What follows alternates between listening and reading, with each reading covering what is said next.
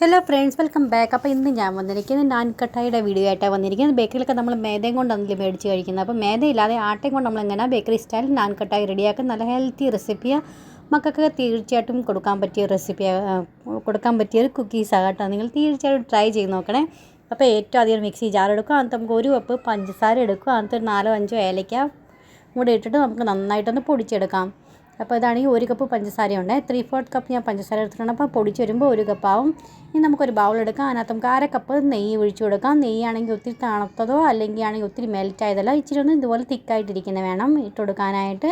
ഇനി നമുക്ക് പൊടിച്ച് വെച്ച പഞ്ചസാര ഏലക്കയും കൂടെ അതിനകത്ത് ഇട്ട് കൊടുക്കാം. നന്നായിട്ടൊന്നും ബീറ്റ് ചെയ്ത് നമുക്ക് കൈ കൊണ്ട് തന്നെ ചെയ്യുക, അല്ലെങ്കിൽ ബീറ്റർ ഉണ്ടെങ്കിൽ ബീറ്റർ കൊണ്ടാണെങ്കിലും ചെയ്താൽ മതി.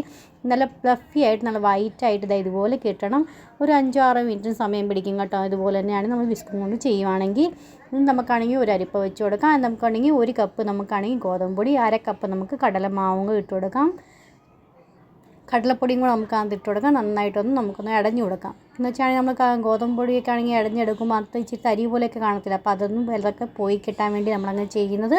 പിന്നെ നല്ലൊരു ആയിട്ട് നല്ല എയർ കയറുവാണെങ്കിൽ നല്ലൊരു സോഫ്റ്റായിട്ട് നമുക്ക് കുക്കീസ് നമുക്ക് കിട്ടുകയും ചെയ്യും.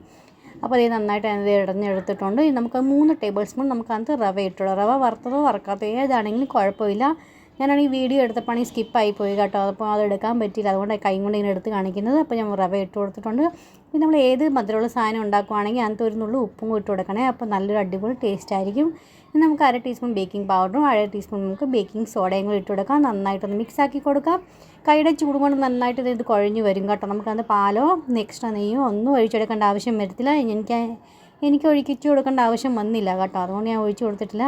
ഇനി നമുക്കാണെങ്കിൽ വെയിറ്റ് സ്കെയിൽ വെച്ച് 20-21 ഗ്രാം നമുക്ക് അത്ര അളന്നെടുക്കാം. അപ്പോൾ നമുക്ക് എല്ലാം കുക്കീസ് നമുക്ക് ഒരുപോലെ കിട്ടാനാണ് നമ്മളങ്ങനെ ചെയ്യുന്നത്.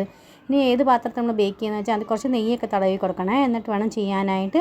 അപ്പോൾ ഇതേപോലെ എല്ലാം ഞാൻ ചെയ്ത് കൊടുക്കുന്നുണ്ട്.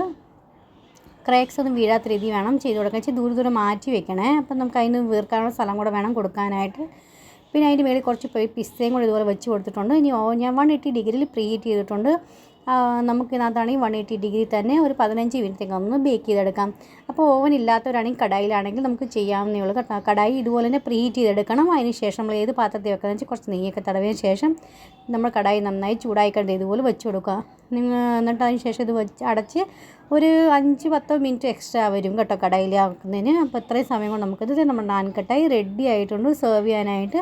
തണുത്ത് കഴിയുമ്പോഴേ പാത്രത്തിൽ എടുക്കാവുള്ളൂ കേട്ടോ. ഭയങ്കര സോഫ്റ്റ് അത്, അല്ലെങ്കിൽ പൊട്ടിപ്പോകാൻ ചാൻസ് കൂടുതലാണ്.